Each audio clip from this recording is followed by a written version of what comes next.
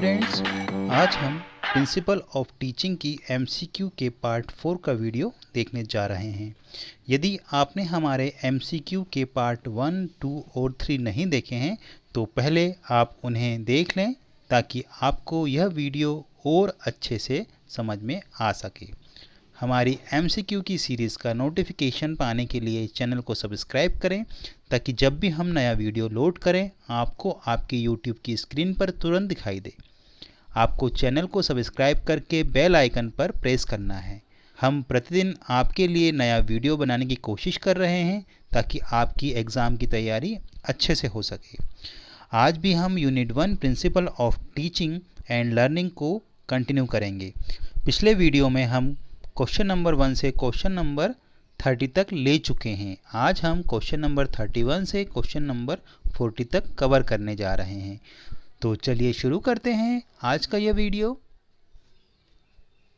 हमारा question number 31 है, कौन सी विधि भूल प्रयास से सीखने की विधि भी कहलाती है?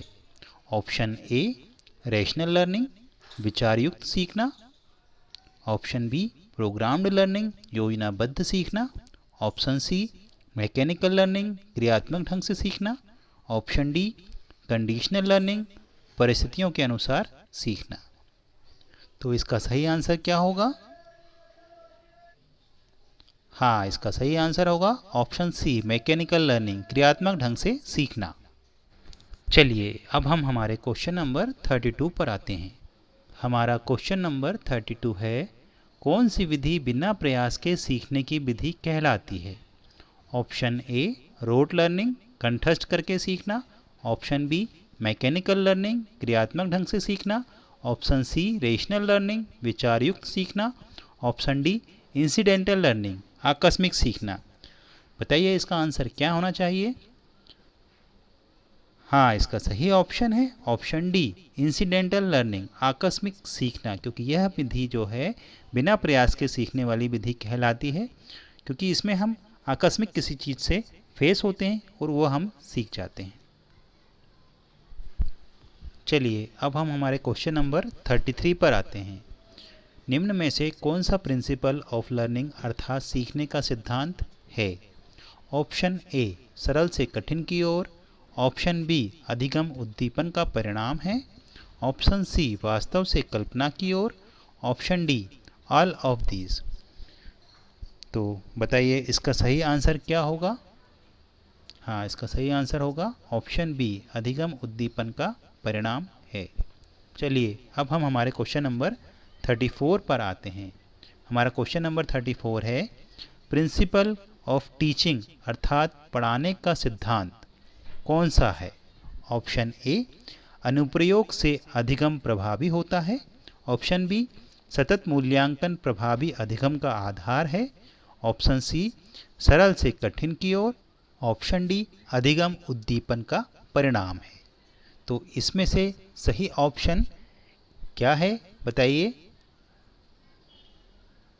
इसमें से सही ऑप्शन है सरल से कठिन की ओर। चलिए अब हम हमारे क्वेश्चन नंबर 35 पर आते हैं।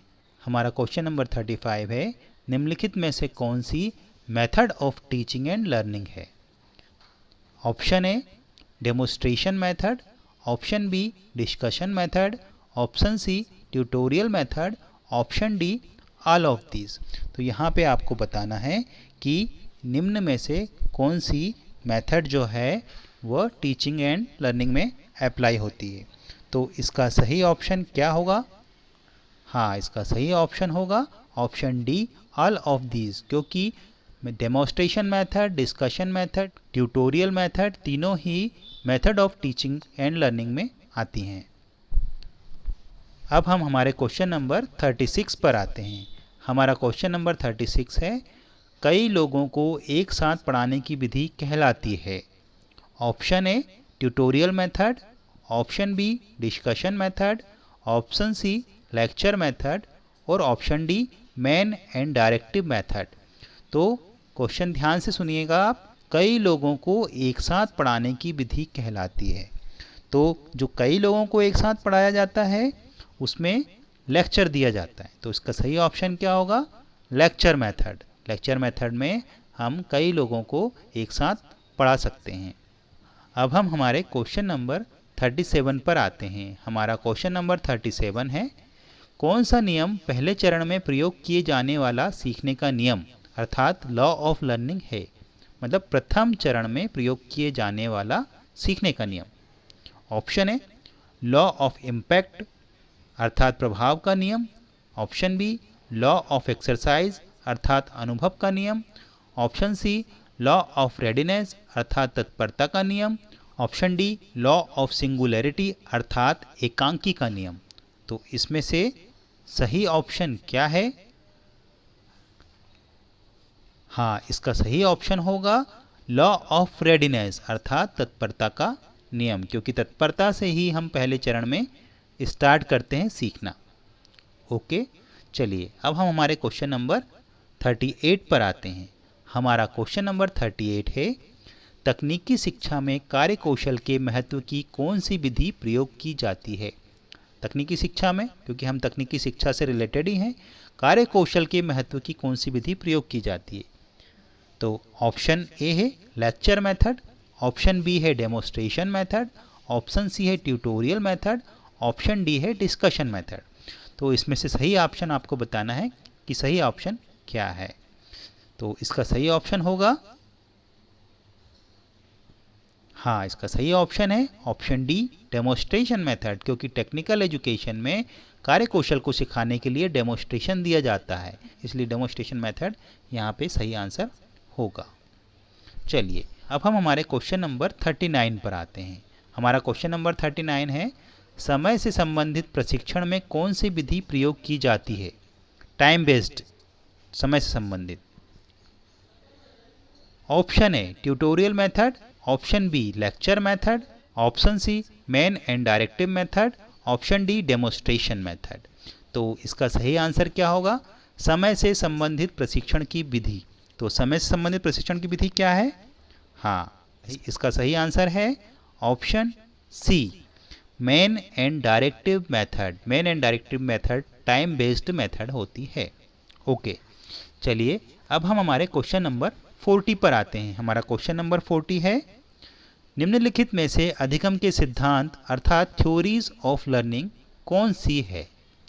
Option A conditional response theory, option B A B D तीनों, option C insight learning theory, option D trial and error method.